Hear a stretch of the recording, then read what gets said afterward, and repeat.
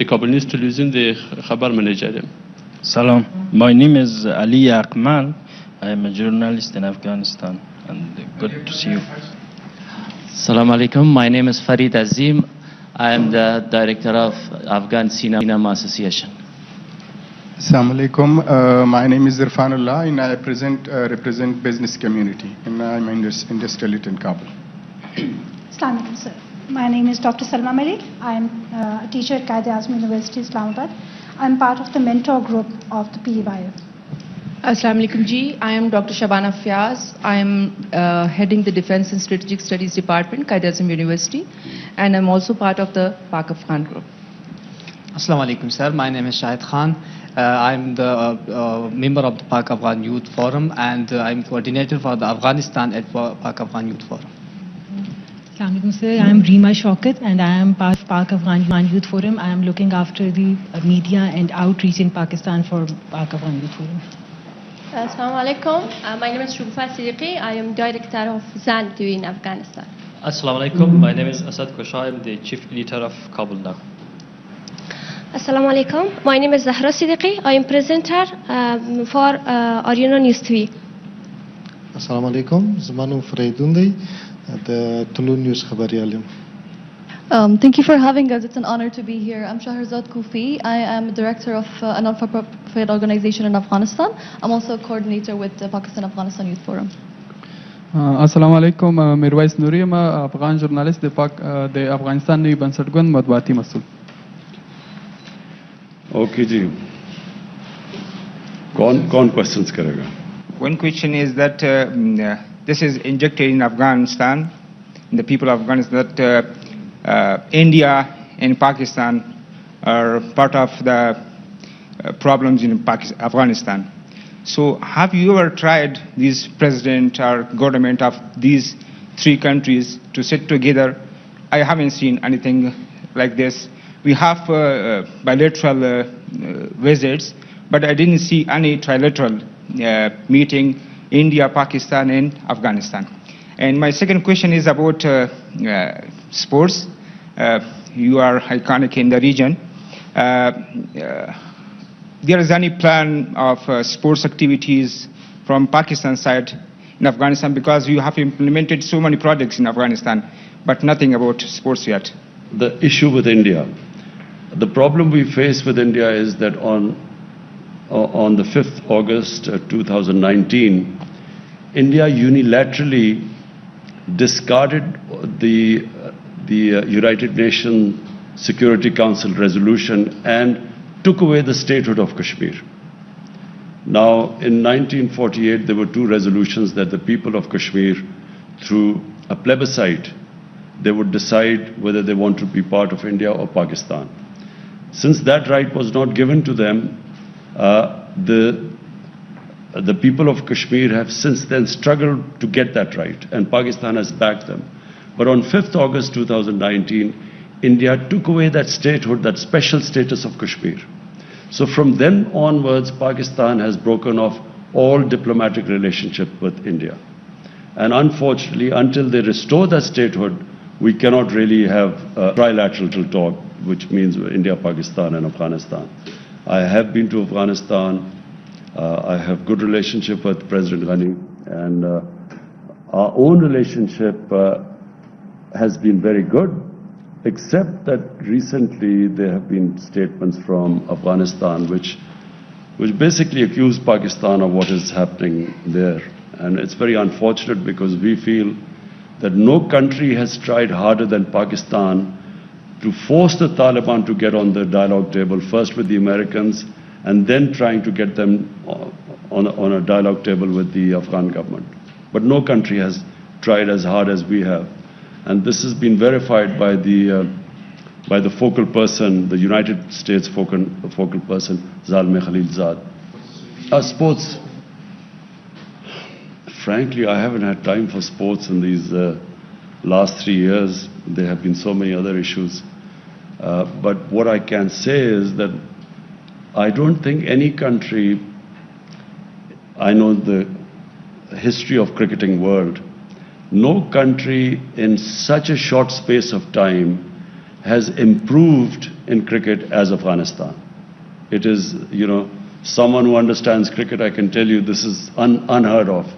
Countries that have reached the status of Afghanistan have been playing cricket for 70 years. The Afghanistan cricketers have basically learned their cricket in the refugee camps here, which is last 40 years, so it's remarkable. تا چی حد میان حکومت ملکی پاکستان و حکومت نظامی پاکستان توافق وجود داره؟ به خاطر از اینکه بارها حکومت ملکی پاکستان از افغانستان حمایت خود اعلام کرده و گفته ما امرشان همکاری میکنیم، ولی در عمل چون این چیز نبوده. امی سوال است. تشکر. There is a feeling in Afghanistan, and unfortunately this feeling is deliberately being perpetuated by India, that Pakistan is controlled by the military establishment. All the policies, foreign policies that my government has made have been part of a manifesto. They have been part of a manifesto for the past 25 years. Whatever foreign policy I have had has been part of my party's manifesto. So I always believed that there was no military solution in Afghanistan. I always believed that eventually there will have to be a political settlement in Afghanistan. It's exactly what I have been saying for 15 years, what I've been saying since I've been in government for the last 3 years. The Pakistan army fully supports the government. I always wanted to have peace with India. The Pakistan army has fully backed all my initiatives towards India for peace. It's India that refuses to have peace because India today is controlled by the RSS ideology, which is anti-Pakistan and anti-Muslim. And it is shown in what they have done in Kashmir. And if all you have to do is see what happens in India to the Muslims, the cow vigilantes who kill Muslims in the streets never get convicted because they are supposed to have eaten cow. And the suffering which especially Muslims but also other minorities like Christians, they feel because of this Hindutva, RSS ideology. That is what is coming in the way of us peace with India. So, but the Pakistan army has stood by my government in every way. There is no difference. So, now we come to Afghanistan. The country, and I repeat, the country that of all the countries in the world wants peace in Afghanistan is Pakistan. Why? Because number one, if there's peace in Afghanistan, then Pakistan is connected right up to the Central Asia. We have already signed a contract, signed an agreement with Uzbekistan for the Mazar Sharif Peshawar Railway through Afghanistan. So all our future economic strategies depend upon peace in Afghanistan. That's number one. Number two, the people of Pakistan always think of people of Afghanistan as probably, if not neighbors, as our brothers.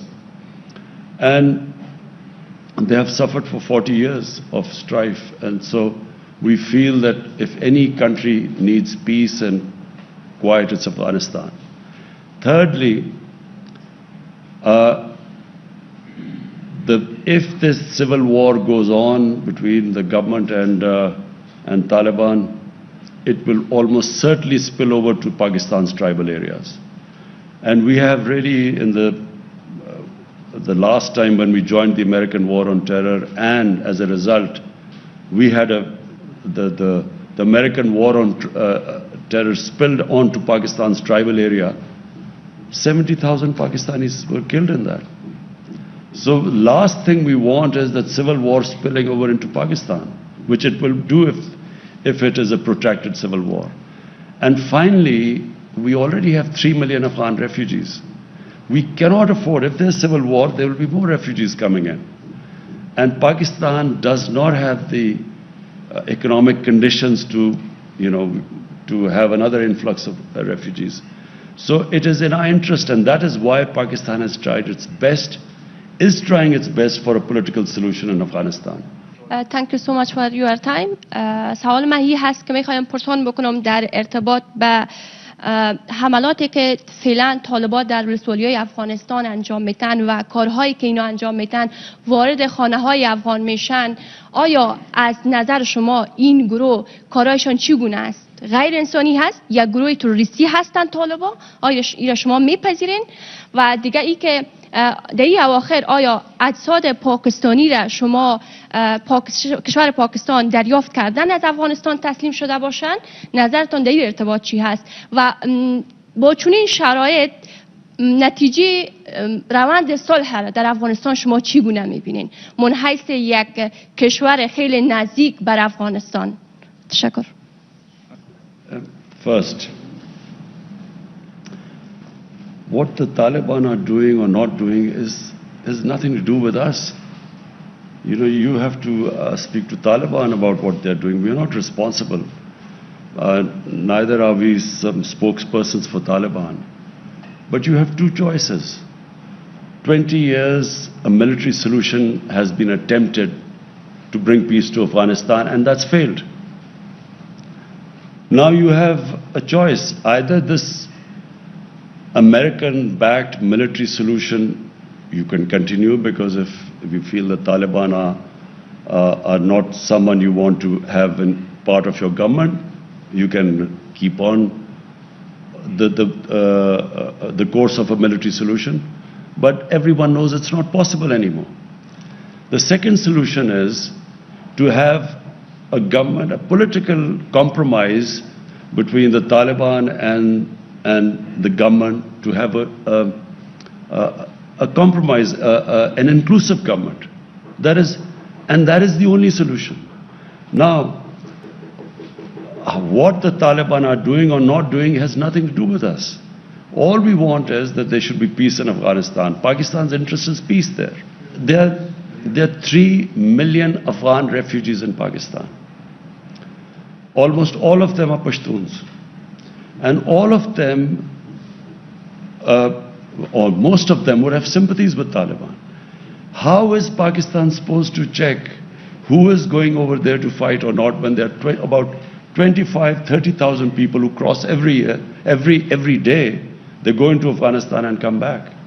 How is Pakistan going to check that? So Pakistan has consistently said that if the Afghan refugees go back to Afghanistan, then hold us responsible.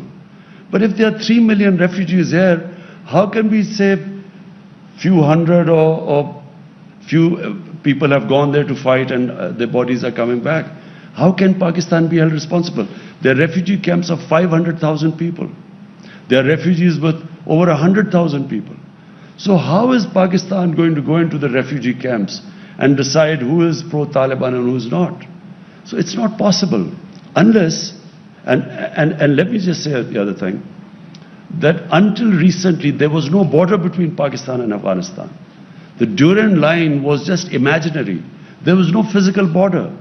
So to stop, to control the outflow and inflow into Pakistan, we have built this fence at a huge cost to Pakistan. We have completed 90% of the fence now. So which, for the first time you have a border fence. Before that there was no border anywhere. Durand line was no border. So we are trying our best, but it is not possible to hold Pakistan responsible when you have over 3 million people, refugees here. What interest could possibly Pakistan have in a civil war in Afghanistan? What interest would Pakistan have in backing someone to take over Afghanistan? What is clear is that no one party will be able to take over Afghanistan. So if Taliban try to take over Afghanistan, it will just be an ongoing civil war. In the past, Pakistan did have an interest. In the 90s, Pakistan had an interest. And why did Pakistan have interest?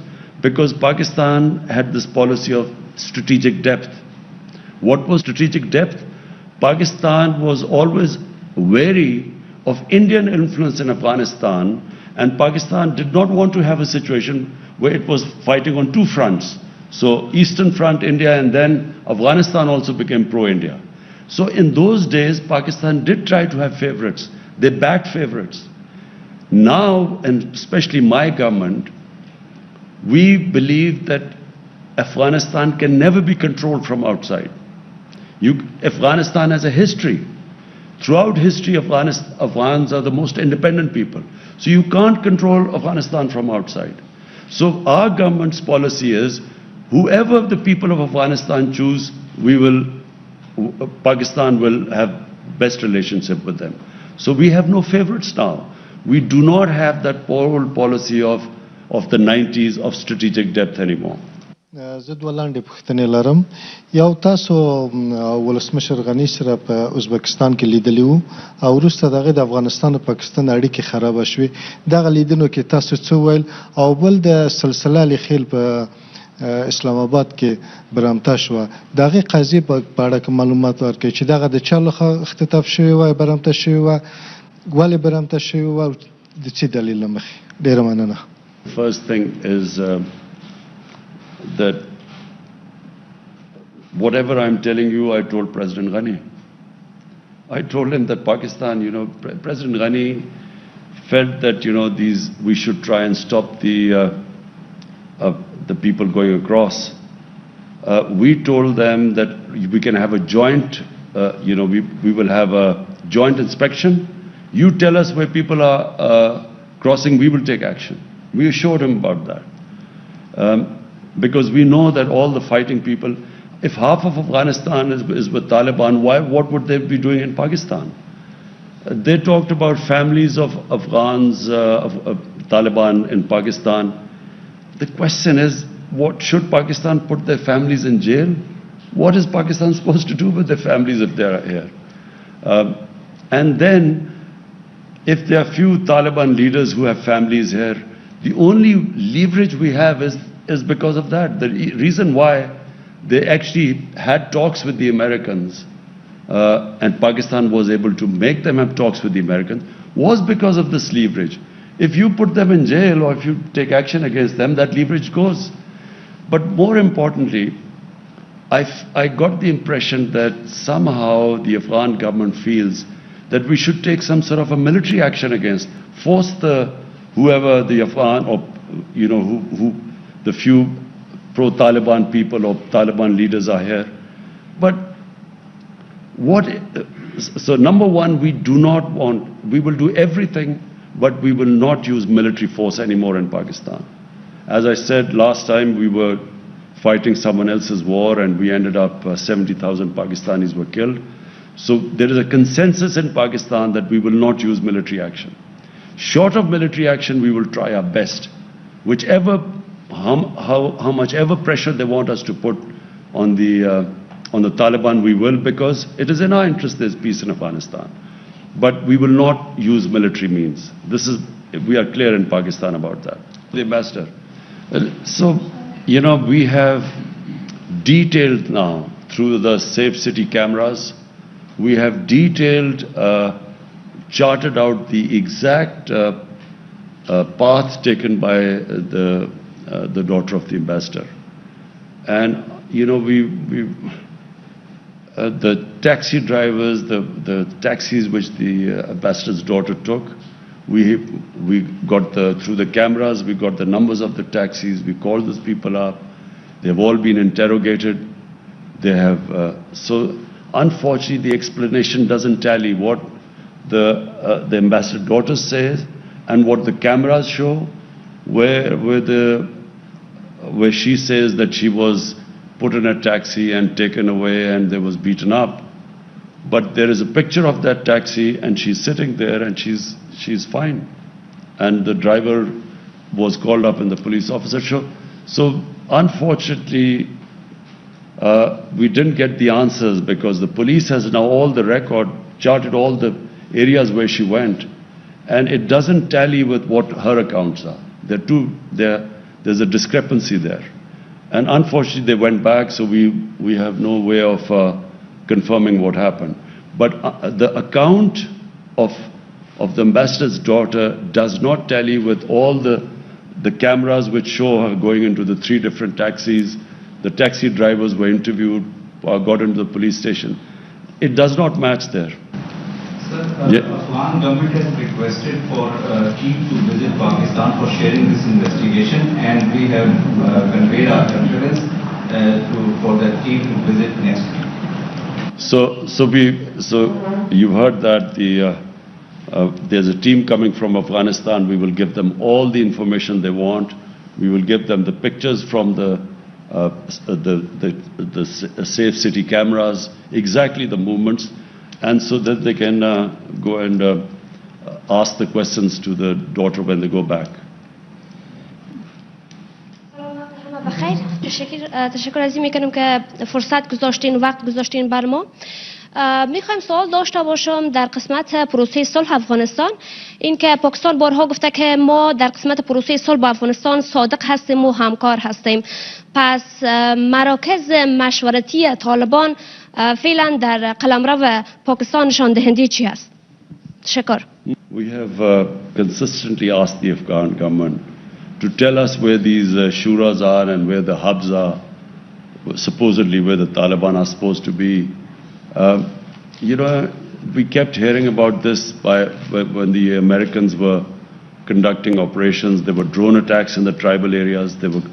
Americans were, killing people through drones.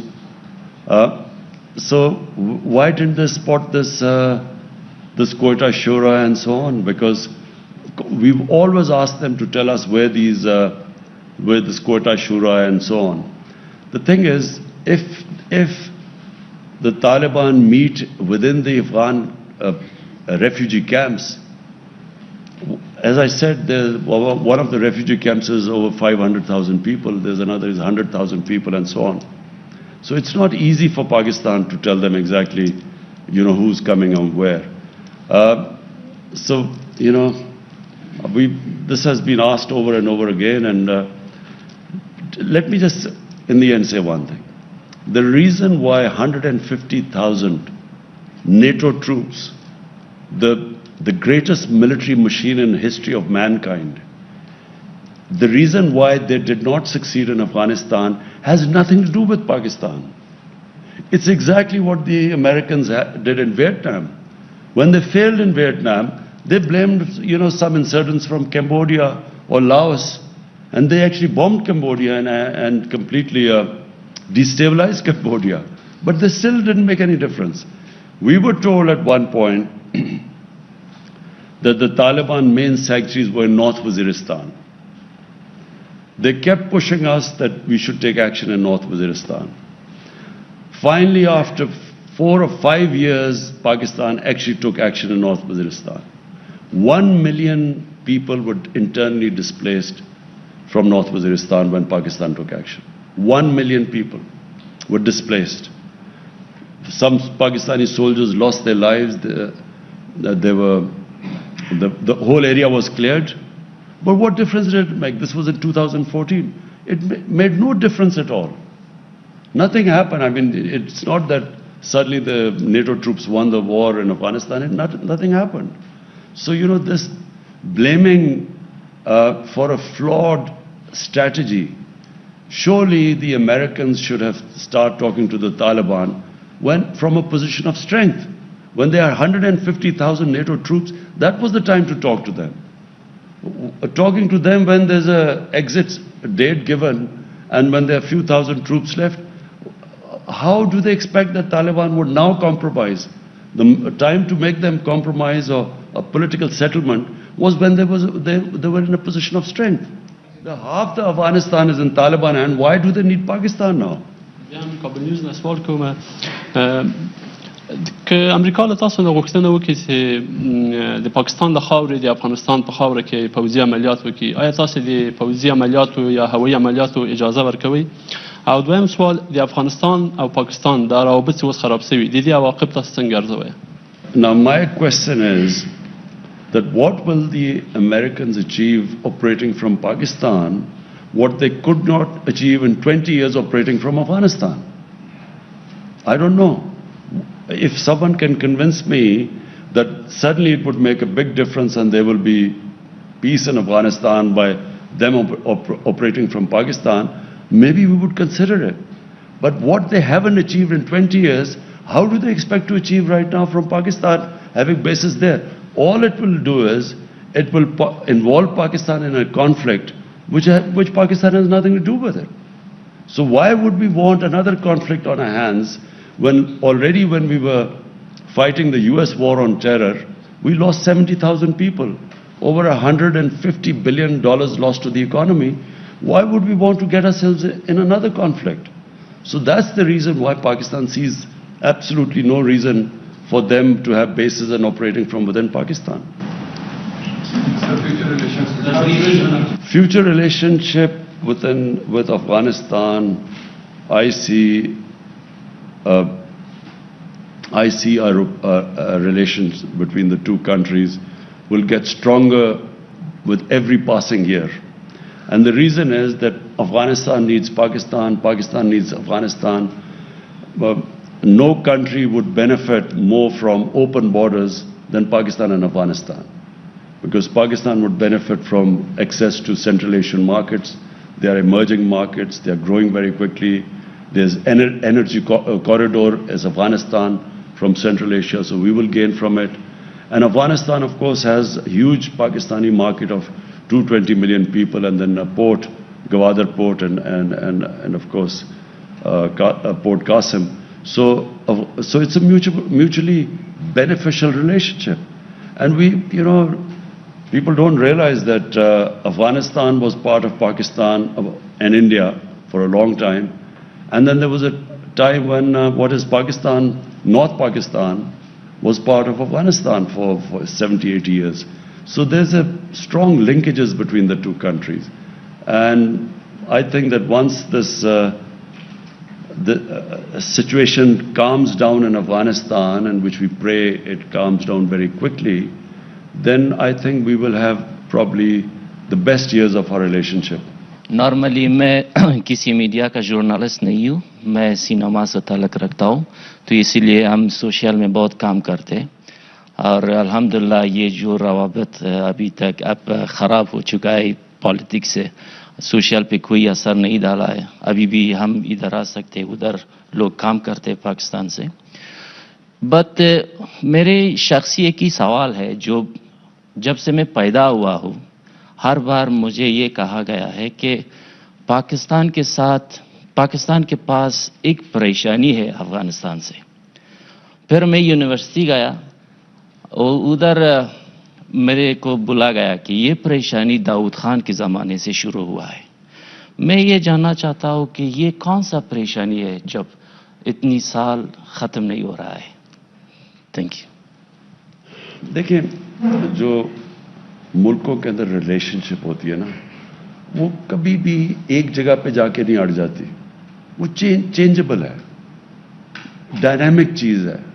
ایک ایسی ہے کہ کئی دفعہ شخصیت دو آ جاتی ہے ملک میں، ریلیشن شپ بہتر ہو جاتی ہے، اور ایک شخصیت کبھی ایسے ہیڈز آف اسٹیٹ آتے ہیں کہ ان کی ریلیشن شپ خراب ہو جاتی ہے. کئی دفعہ انٹرسٹ بدل جاتے ہیں، ایک ملک کا ایک دم انٹرسٹ بدل جاتا ہے. لیکن جو بیسک چیز افغانستان اور پاکستان میں ہے وہ کہ دیکھیں، ایک تاریخ ہے، کئی 100 سال کی تاریخ ہے، جو یہ سارے خطے میں انٹریکشن تھا. یہ جو پشاور تھا یہ سینٹر تھا، کابل سینٹر ہوتا تھا، سارے سلک روٹ تھی، یہ یہاں سے سارا جاتا تھا ہندوستان، ادھر سے آتے تھے، پھر کندہار سے روٹ تھی ملتان کے ذریعے. یہ پرانی ٹریڈ روٹس ہیں اور پرانی ریلیشن شپس ہیں. کتنی افغان فیملیز وہاں سے آئیں، پاکستان سیٹل ہو گئی. میری ساری ماں اور باپ کی قبیلے سارے افغانستان سے آئے تھے، یہاں سارے ہندوستان میں سیٹل ہو گئے کتنے 100 سال پہلے. تو یہ انٹریکشن ہمیشہ رہا ہے. اس میں کبھی کبھی برا وقت آتا ہے. افغانستان کا انٹرسٹ ہو گیا سوویٹ سے، پاکستان کا انٹرسٹ چلا گیا امریکہ کے ساتھ، اس کے اندر ہماری ریلیشن شپ خراب ہو گئی. پھر آئی حکومت افغانستان کا ہندوستان کے ساتھ قریبی ہو گیا، تو ظاہر ہے پاکستان سے خراب ہونی تھی ریلیشن شپ. لیکن long term relationship, natural relationship ہے ہی پاکستان اور افغانستان کی. اوکے جی، تھینک یو.